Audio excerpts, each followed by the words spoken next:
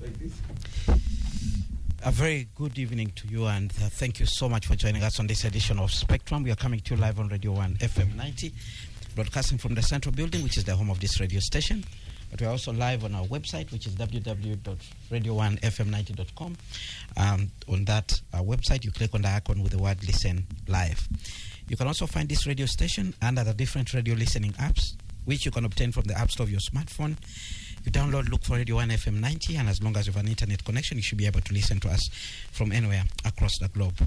Please do share with us your thoughts. Use the WhatsApp line 0703-090-090. Send us a message, not an audio clip, because if you do so, we'll not be able to play it on air. My name is Kenneth Anderson Lukwago, your host. Today we'll be continuing with, stakeholders' perceptions and, perspectives on the fight against graft. But we'll be asking, should the fight against graft be widened to other government departments? Well, we know currently, wherever you go, everyone is discussing what is transpiring as far as the state of affairs is concerned. Today, security forces continued to pick items from the home of former Speaker Anita Among. There are a number of vehicles that were towed away. And we are also told of a story where some critical documents were taken away from Parliament by a cleaner. It's part of the ongoing investigations into, allegations that Anita Among was involved in illicit enrichment.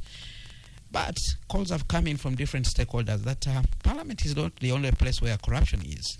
Actually, today, an outgoing minister was suggesting that a probe should be carried out at the NRM Secretariat for possibility of political corruption. So we want to look at this issue in detail. Should this ongoing probe be widened into other government departments, and what exactly could be going there? Could we be seeing an end to graft that has disturbed the NRM government for very many years, with the president announcing what he called time no sleep on the issues of corruption and poverty? I have two guests today in studio to discuss this issue, and let me introduce them. First, Dr. Deus Kamunyu is a governance critic and a lecturer at Makerere University. Good evening, Dr. Kamunyu. It's a pleasure having you on Spectrum. Good evening to you, and thanks for always inviting me. Very controversial titles, topics. Those are the issues that are happening in our country, and as you know, as a program, we focus on current affairs issues. So there's no way you can escape it. And thank you very much for always turning up to share your thoughts. Also in studio, making his maiden appearance, is Mr. Denis Twahika. He's a lawyer, he's an NRM member, and a political analyst. Good evening, sir. It's a pleasure having you on Spectrum. Good evening, sir. Listeners. I also want to welcome my senior, Dr. Kamunyu, lecturer at Makerere. I think he's still doing a very great work there. All right. And of course, Radio 1, it has been part of us. Right off from Echimeza. And we love Radio 1, and I'm very happy that I'm back. And thank you for inviting me. All right. I want to begin. That the other issue of NRM. Anyway, I don't want to. Well, I saw when I was doing research for this discussion. One of the things I do is also look at the past activities of people, and I saw you were in yellow. With a poster, meaning that you belong to that camp. Anyway, let's discuss it. All right, I want to begin with Dr. Kamunyu. Dr. Kamunyu, first of all, I want to hear from you. What is your take about what we are seeing happening currently? This was long overdue. And what is happening to me is not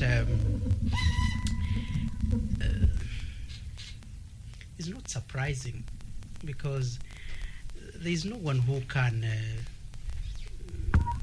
master impunity and play it all the time and on a national platform. And you think you not have a whip, even from those who, just like a kid who plays too much and the parents spank spark them, or a whip from the citizens, the sovereign, the people own this country, and whether you like it or not, whether it's a matter of time, the people own this country, and it is their country. And I think it is in line with what NRM fought for, to ensure that the people of Uganda own this country. So what is happening to me should be even too frequent. It should be an everyday thing where kids who overplay in national affairs are whipped by leaders from time to time. And it is the responsibility of leaders to do that. And it's very, very well done in literature. And by the way, NRM itself is even too obligated, because you know very well, I usually call myself an NRA kid, because I was born during NRM time and I saw the struggles as a kid. Point number 7 was about elimination of corruption, as they put it, and end of government impunity, abuse of power. And that point is very key, because once you deal with it with kid gloves, it dramatizes, it undermines all the other 9 points. And I see it happening. And let me assure you, there is literature which points to the fact that, recent literature which points to the fact that the leaders, and I mean leaders at all levels of society, including church, and we can even include family leaders. The leader's behavior is responsible for what happens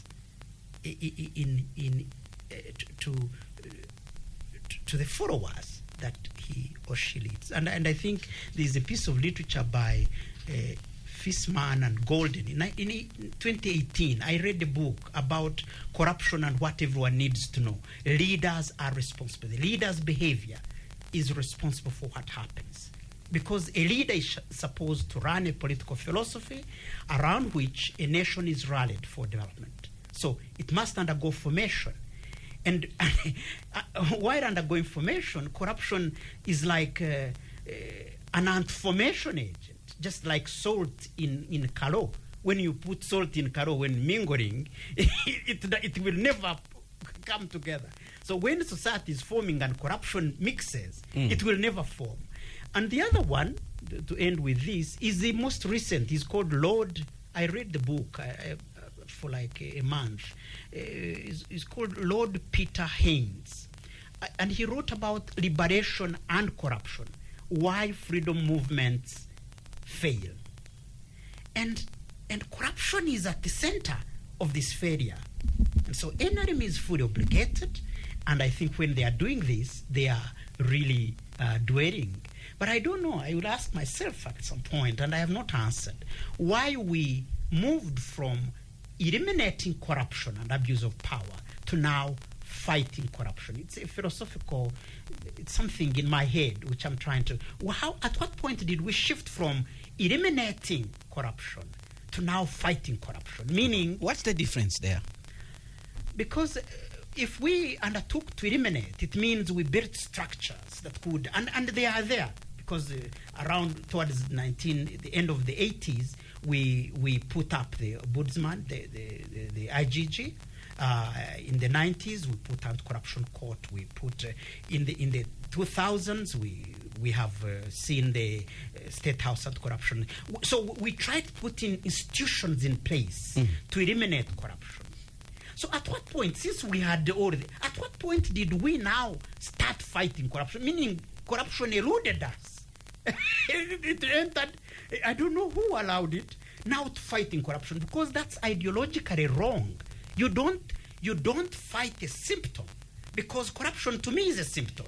And that's why I don't want to look at corruption from the moral point of view. Why do you think with it's a symptom? To a nation. Why do you think it's a symptom? Yeah, because its root cause is poor leadership at all levels of society. Its root cause. So if you are to deal with it, you better deal with the root cause of it, which is poor leadership. And at that point, you try as much as possible to have leaders with integrity. And we had them, by the way. I was here, I was a young man, and my friend Denis was. We had very serious leaders who I think held the country together, and we were on the route, en route, what NRM fought for. So, philosophically speaking, corruption is a symptom of poor leadership. So when you're fighting it, it's like fighting smoke. You will always fight with smoke because the root cause is the fire. Look for the fire source, power their water, and you will not even have the IGG office. In fact, to me, the IGG office should be there. It's an institution, but sometimes it's given too much work. And if all government officers and including private and civil society and were behaving responsibly, I beg your pardon, the IGG would not have work. So, tackle the root cause. And at all levels of society, including I have disagreed with civil society. You can't possibly fight corruption by making yourself light. Because the moment you are also involved in small things, you make yourself light. You are easy to dispose. So we must fight corruption at all levels of society. And I can even include the family. Okay. Yes. All right. Let's go to Denis. Denis, you've heard from Dr. Kamunyu there, his position on what has been happening. Let's hear from you. Did you expect this happen? Me, I don't actually differ from what Dr. Kamunyu submitted. But me, I have actually been around, and I was a cadre of the movement, even at Makerere. Maybe that's why you were able to discover some of those posters, because I once contested the NRM. I was on a Chimeza. We used it to defend the government. But when I was in Makerere, for us, we fought to build a party. And there was a tendency that was fighting to destroy the party. In fact, what shocked me when we were at Makerere as students, our structure, those who were undermining our structures, who were working informally, were more powerful than us. There was an attempt to make sure that we don't unite and emerge as NRM Youth League. The informalized structures which were reporting to godfathers were more powerful than us, who had an established structure. And some of us thought that maybe it was by accident. But then we later discovered that even at Chadondo, even in the whole country, even the government, there was a group that was intending and working hard to undermine the growth of NRM as a political party. And I think that was finally the clash between President Museveni and Amama Mbabazi. And finally, we saw it. So this clash between what you are seeing today, there must be a clash of power, not a fight against corruption. In other words, when you are trying, because I remember there is a statement, let me actually now, and I think I seek your indulgence to use, I've actually been watching and reading and even listening. There is a statement which was made by the second vice chairperson of NRM, this lady, woman, now the former speaker, when he was in Guru, Ononolira, warning the president that, I want to tell you now I'm speaking as the second vice chairperson, national vice chairperson. I saw the body language of the president. Enough is enough. Enough is enough. We cannot accept. I realized, I was seated in my sitting room. I realized that marked the end of that woman. She didn't know what she was talking. Because you are talking about a political party to who? To who? And when you look around and people who are wielding a lot of power, which political position is in the party structure are they actually? The political party which only surfaces during elections, and then after elections it vanishes.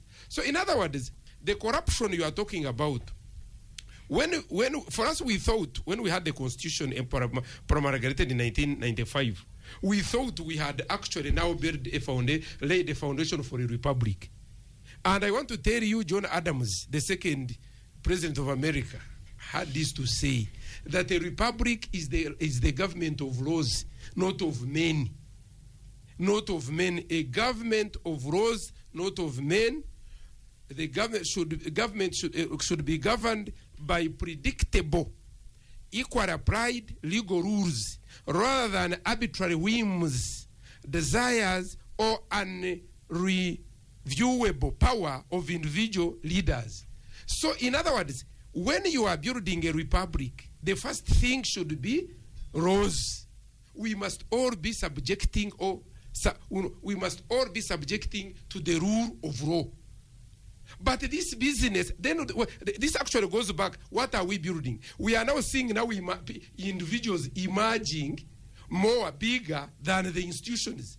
For example, when you say under the doctrine of separation of powers, the legislature is supposed to check the executive and judiciary. Judiciary is supposed to interpret the law in a way that the checks and balances, they check one another. But in a situation where the military men are the ones now appointing leaders of a legislature which is a national assembly, which is supposed to check them, even summon them. Because you can see now, the way you see, the executive is the one now appointing. One, there is a way how some men now, some men seated somewhere, have usurped the powers of MPs, which were elected through representative democracy, and by extension, and usurped the powers of Ugandans and overthrown the constitution.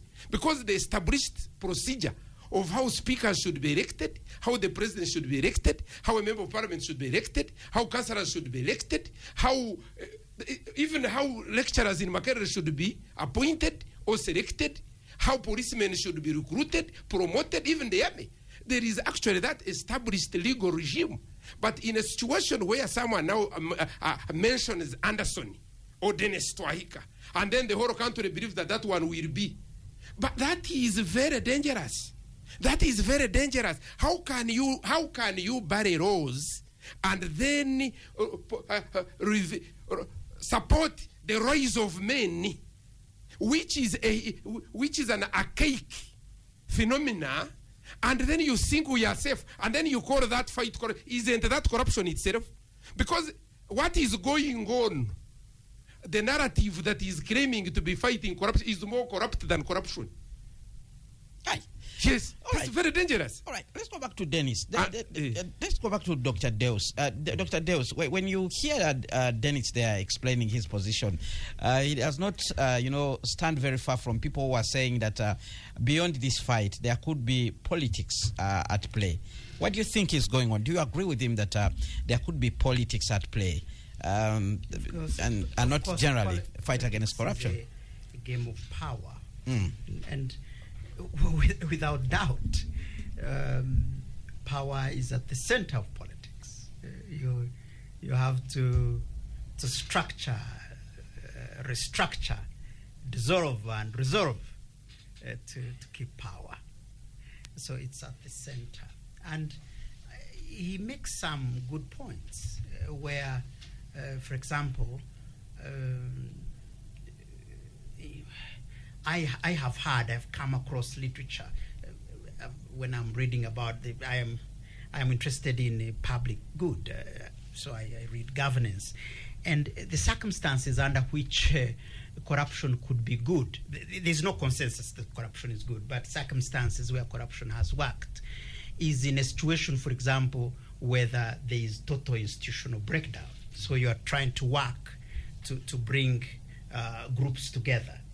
In a state of institutional breakdown, to keep a nation together, you must, use some corruption to appease one group, and in the process, that process usually results into power struggles.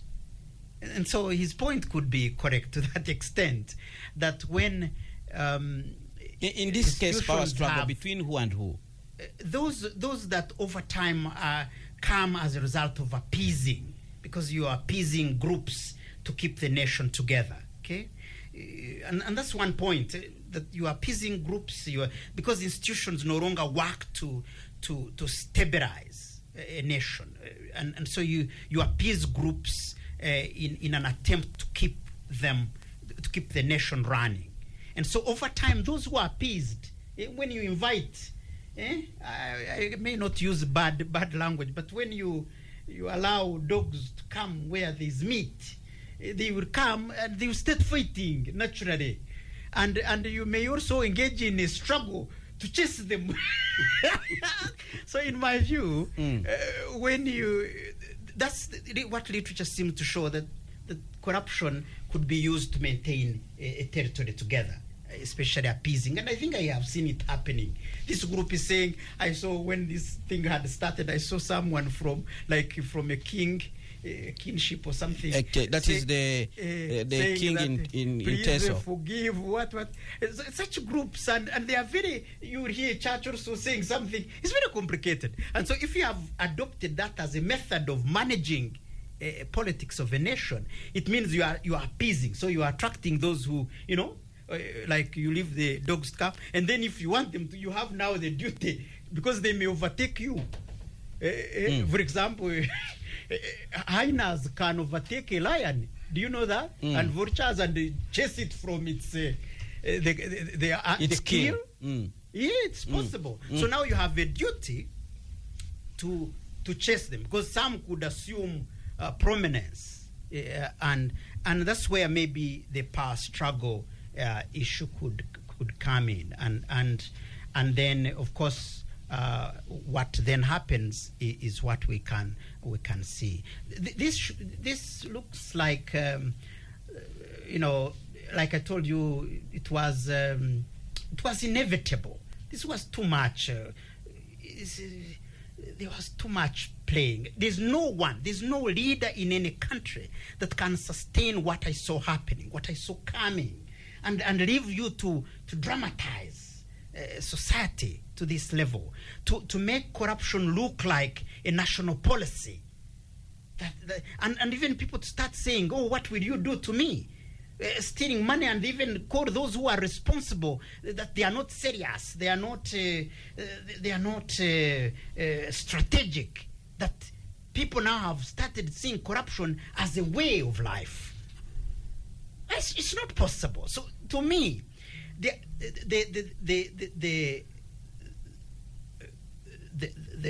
point at which we are is a point when now the one who invited these, I don't want to call them that bad, who invited these hyenas to the chasing table, them off the carcass to take control, is inevitable.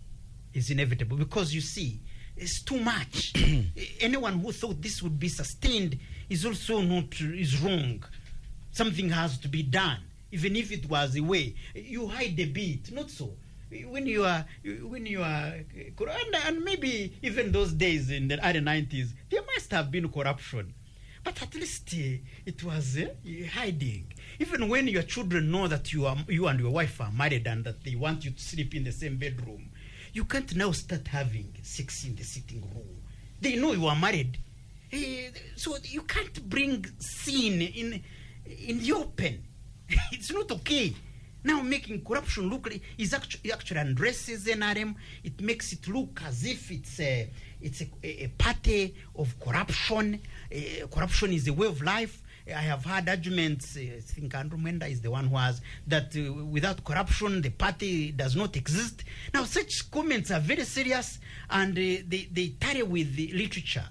That maybe under certain circumstances where a nation, institutions are all broken, the only tool you have available or left is corruption. So that you appease different groups, and then you keep them together. All right. Spectrum on Radio 1 FM 90. We're going to go for a quick break. When we return, we'll continue looking at this particular issue, but also the politics in it. What does it mean politically when you have this kind of situation going on? And Denis was trying to raise that issue. Why is it that we are saying, lack of separation of power as another particular set of group trying to appoint the leadership in the other house in parliament, by way of making what they call endorsements? What does that mean for parliament, the 12th parliament? Does it mean we're still going to have a same parliament like the one that we've had previously, what some people call the rubber stamp? What they tell them to do, is exactly what they do, which is contrary to why Parliament exists. Let's go for a break now. When we return, we'll continue this discussion, but keep your comments coming via the WhatsApp line 0703 090 090. Well, thank you so much for staying with us on Spectrum Live on Radio 1 FM 90. We are looking at the fight against corruption, and we're asking, should this fight be widened beyond where it is right now, the focus being on Parliament? I'm speaking to Dr. Deus Kamunyu. He's a governance critic and lecturer at Makerere University, and Mr. Denis Twahika is a lawyer and also a political analyst. And Denis, very quickly now, we have the 12th Parliament coming in. They have already been sworn in. Speaking to them at Chankwanza, even before they took oath, President Yoweri Museveni warned them against corruption. Do you think the members of Parliament that are going to start their work on the 25th, which is Monday next week, will actually take heed? Thank you very much. But before I comment about that, my brother, Dr. Kamunyu, made a very interesting statement when he said that something must be done. You cannot actually take corruption as a way of life, because that's where it has reached now. Something must be done. I entirely agree with him, because it is too ugly.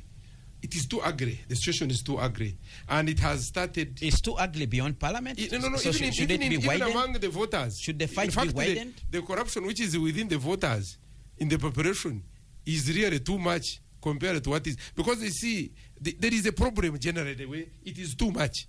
It is too much, and when you are not corrupt, even the church cannot give you now a front seat.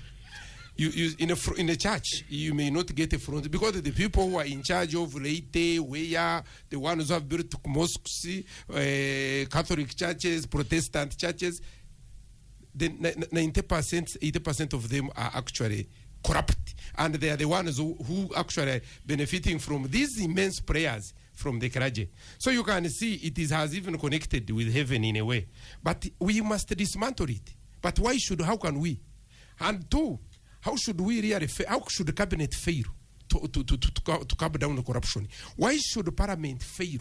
Why should IGG fail? Why should Auditor General fail? Why should CID, religious institution? And then you want not to tell me that it is Denis Twahika, it is Anderson, it is Dr. Kamunyu who is going to manage. Manage how? That must be something else. May have no problem with someone coming to fight this. But when you come and you destroy all institutions, for example, I saw members of Parliament, you are now coming to your 12th Parliament, in Mukono, they were paraded like school children. Everyone was fighting to get a microphone, to be seen, to be now actually coming up to support Oboth, which is, I think, Oboth is a competent person. But the nature in which this man is being brought, the way how the Parliament now, what we are actually all looking at, the way they were shivering, I saw members of Parliament without confidence. I said, what? Is this the country? Now, in a situation where Parliament has been dismantled and destroyed, or in the name of fighting corruption, what is there a situation more corrupt than that? Because, for example, NRM's 40 years of power, at least it came up with 1995 constitution, much as it has been amended and here and there. We have been having a situation of talking, but the structure, the constitutional structure, much as it may not have, but it has been defending us. It has been the grand norm, much as it has been. So when you dismantle the constitutionalism, the rule of law, the republic character, and you replace it with the rise of men, we are actually going to find it hard to fight what we are actually clapping for, what we are cheering, than what is there. So my point here is this Parliament which is coming is going to be the worst, the most toothless. And remember, those people who went to Parliament, much of them bribed, knowing that they were going to make money. In fact, the majority of the MPs are not happy with what is taking place or what is happening on Anita Mongi, because many of them sold their houses. Many of them actually got loans. They knew they were coming to milk the cow. In fact, even when you look at their faces, few of them are happy with what is taking place. But I'm not really saying that they should have done that to come to Parliament to steal. But much of the majority of the people who came to Parliament are not leaders. The majority of them are the dealers. They were coming also to elect dealers, which then now they actually convert everything into business. So that parliament, you see, people who came, the way they came, how they campaigned. And for example, you must have even witnessed the delegates conference of NRM in Kororo, where money was exchanging hands openly, to a point that even senior cadres of the movement, the Kadagas, they were crying. Even the Mukuras, they say, what is this? We have never seen this money. But I want to tell you, no one condemned that. And I don't know whether at that time the reports against the Amonge had not come out. I don't know. So the question is, should the fight be widened beyond parliament? No. Even if, who is going to widen it? You widen it with who? The only thing now we need to talk about transition. They actually they want to divert the country from the debate of the transition. This country does not require succession. It requires a transition. We now need a comprehensive constitutional review. We review that constitution. We actually we trim the powers of the president, of the executive. We strengthen, we develop power. We actually go down, and we now have actually governments like what Kenya did in 2010. Then we push, we decentralize, we devolve. That's the thing. We really know that some of these members of parliament who are supposed to be, they should be at the regional governments. There are few. And then we actually set up a bicameral. We now actually set up a senate, a higher legislator, and then we have the lower legislature. Those are the things we want at this, but not these crude methods of imposing succession. We want a transition, and they are doing it purposely to divert the country from the debate to demand for a true transition arrangement with a comprehensive constitutional review commission. This one will take us far in the future. This one may achieve in the short term, but in the medium and long term, it is a disaster. Dr. Kamunyu, do you agree with those sentiments that this is something that we should be focusing on now, other than what we are looking? But also, if you can share with us very quickly your quick thoughts on what you think the 12th Parliament is learning from what is going on. First of all, in some way, I agree with my colleague here that most of the people that could be vying for parliament or these leadership positions are those that are largely attracted to the spoils as a result of corruption, widespread corruption, mgatgwa, but that kind of. I'm not saying all those leaders are like that, but largely that's what I'm seeing, the trend. At all levels, by the way, people struggling to take leadership positions because they know there are spoils there. They are going to be in charge of the budget, they are going to divert this and that. They are not there largely for service delivery. So I am seeing that. So my thinking on what they should learn from this, I don't think many Ugandans are capable of learning at the moment. I think we are in the mood of primitive accumulation. It would be too much to expect that, for me to expect that this parliament is going to turn around things or to behave differently. It would be so much. I don't want to have a heart attack. But I think, in my view, they should be also attracted to and reflect on the scale of responsibility or the amount of responsibility that comes with being a member of parliament. Because if they wish to know, a parliament originally conceived by the English is a house of owls, a group of owls. And owls traditionally are seen as wise, independent, they like solitude, they are double-aged. And so they should reflect upon that. I may not expect a lot, but they should reflect. They occupy a position of responsibility that Ugandans expect them to use to turn around their country, much as I don't expect much. So I don't think they are capable of learning from this, because last week I was asking a colleague, I don't know, why is everyone attracted to being used where there's money? You kick this one out, then you see another one entering with even more zeal and violence. But And maybe doing an interjection. even more. Maybe a simple interjection, Doctor. Yes. I on actually that you were a metaphor of oars. Yes, it could be a group of parliament, a group of as a definition, but parliament is beyond that. I felt as someone who had contested to become a member of parliament, you have you have become too unfair. No, I know it is wise. Parliament. That's why they called it an house of Orwells. It's a wise animal. It is solitude. It's independent. Yes. It is critical. Yes. And that's why I think they borrowed that. So parliament should be an assembly of the wise. The wise. That's Very what well. it Thank means. That's what it means. And so, much as I don't expect much, but I would. Most of them are around my age and your age. They are our contemporaries and colleagues and friends. And they should reflect, because they have an insurmountable duty before them to guide the country. And by the way, to take you back a bit with corruption, there are circumstances where I've told you some scholars have felt corruption is good. For example, within the context of the global political economics, you know, the West and the globe surrounding us also has interest in this country. If our parliament helped the executive, for example, to put some money aside, for example, to deliberately fuel enterprises that are struggling with cheap loans, and put money aside to do that, which may not be within the mainstream budgeting, aware that we are under control. That to me would be, I would actually meet them somewhere and I say, you are good, you're doing well.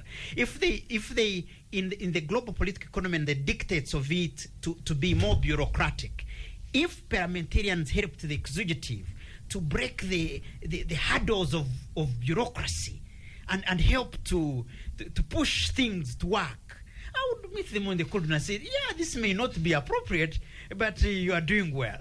But in the circumstance, our kind of corruption is like hyenas fighting over the carcass. Eat, push, and they have ability to subdue. On the issue of my brother, that no one can do this, I have a tendency to disagree. Because if we say who can do this, then who will do it? Who will arrange a transition? Well, many who will do the constitution? Meaning you are acknowledging that even among all these very stubborn characters, there are still some people who can actually help to organize. And this is why I come and say that we shouldn't lose hope, because there are still people within all these, communities. Whether I've seen so many corrupt-minded people even in church settings. I've seen there are too many in corruption in government. I beg your pardon, but we still have people who can stand for, like you are saying, who.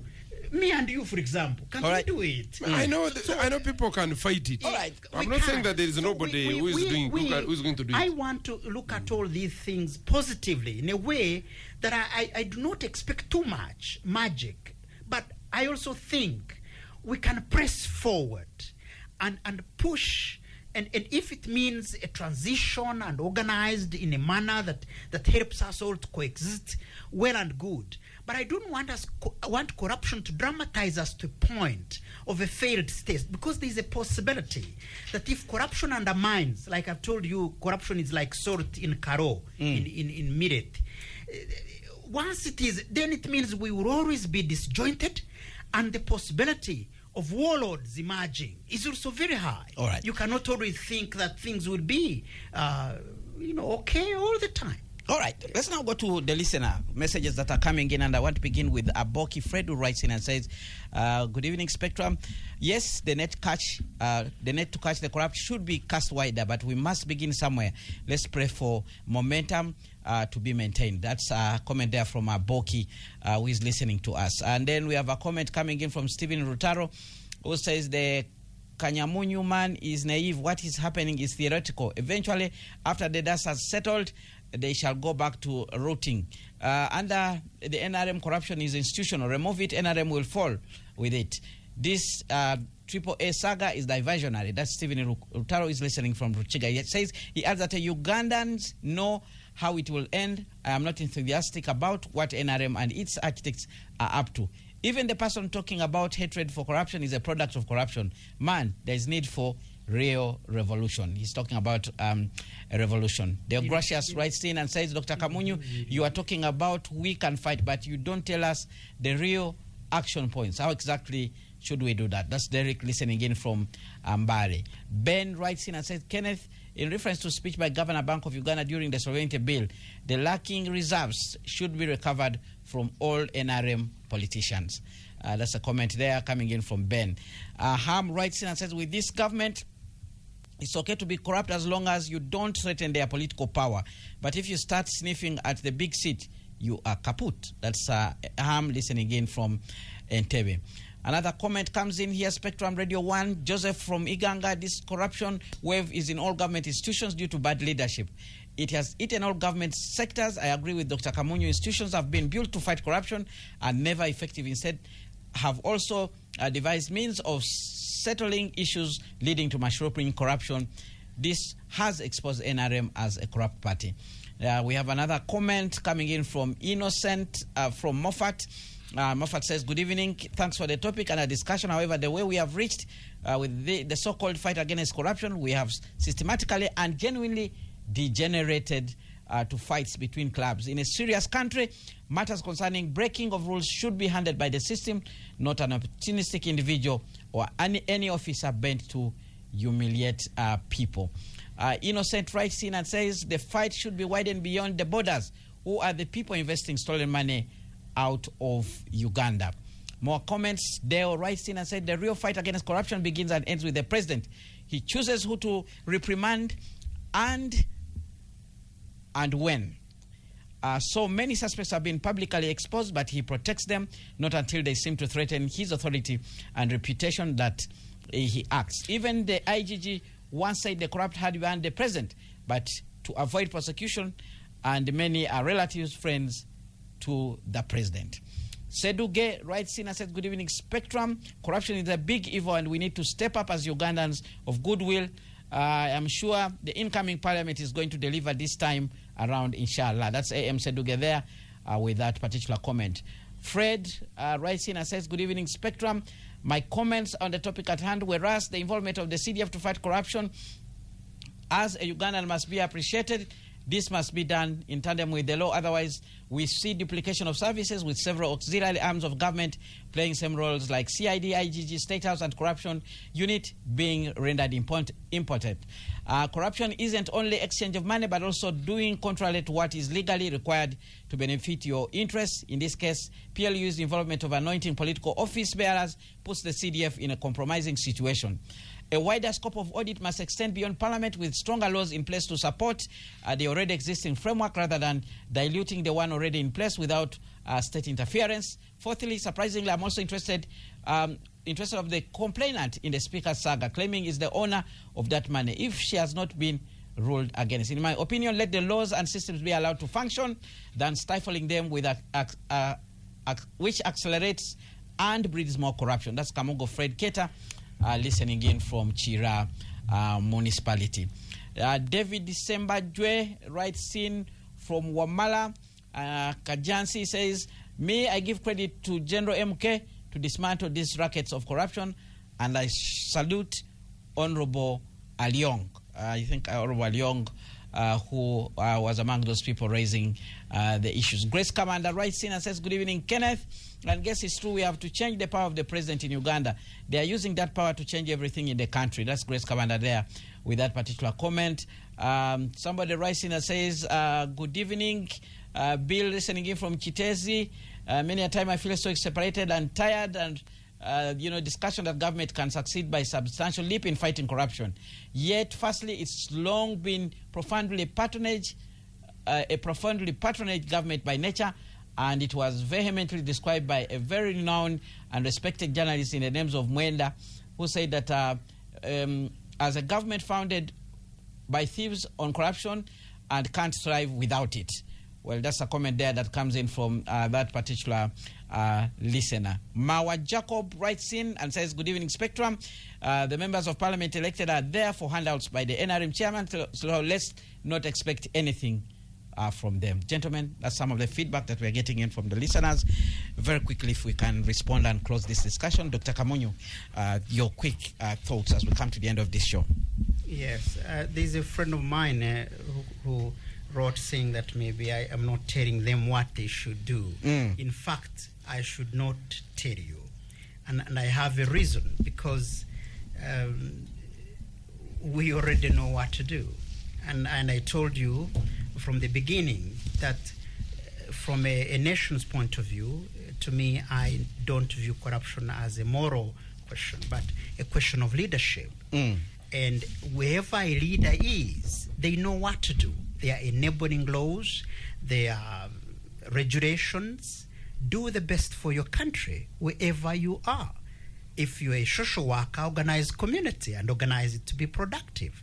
And if you're a policeman, don't position yourself to be bribe someone to bribe. Anyway, in my view, like I started, NRM, there's no under any circumstances that NRM can say otherwise on the issue of corruption. Its establishment under point number 7, NRM committed itself to eliminate corruption and fight graft to the hilt. And so it cannot at any one point say that this is something we should not deal with as something we primarily promised as a benefit to Ugandans. All right, very quickly, Denis. In my view, NRM should continue. I appreciate the little they are doing at the moment. They should continue to push all fronts to make sure that Ugandans enjoy the privileges of citizenship. Very quickly, just in 1 minute, Denis. Yes. When the Chama Cha Mapinduzi had lost direction and the government of Tanzania and the state had become stuck, they instituted a constitutional review commission and reviewed the state, changed the character of the state at that time, changed the government, and then reformed the party. Then they actually realized that there was a non-corrupt person, in this case, like Dr. Let me use your name, like Dr. Kamunyu, who was Magufuli, and then they actually appointed him and gave him all the powers to look for those. By the way, I want to tell you, within 5 years, Tanzania had fought corruption, and Chedama was history. And what it was given a constitutional framework, a constitutional backing. So whatever Magufuli was doing in Tanzania, he moved all the structures of the state, structures of government, and the structures of the party, including the army. But here, you have not done, you have not actually reconstructed the state through a constitutional review, not the government, not even the party, not anything, and then you start talking about an individual. This is the worst. I think there is a man who called H1. This is a H1 campaign, and I don't think we can benefit from it. Let us have a constitutional review commission, and then actually change the character of the state government and the party, and we fight corruption. All right, with that, we come to the end of Spectrum. Thank you very much, gentlemen, for sparing time to be here, and you to listener for tuning in and contributing to this discussion. Up next, we have the news in English with Ms. Josephine Dagano. Thereafter, the Soul Train with BB.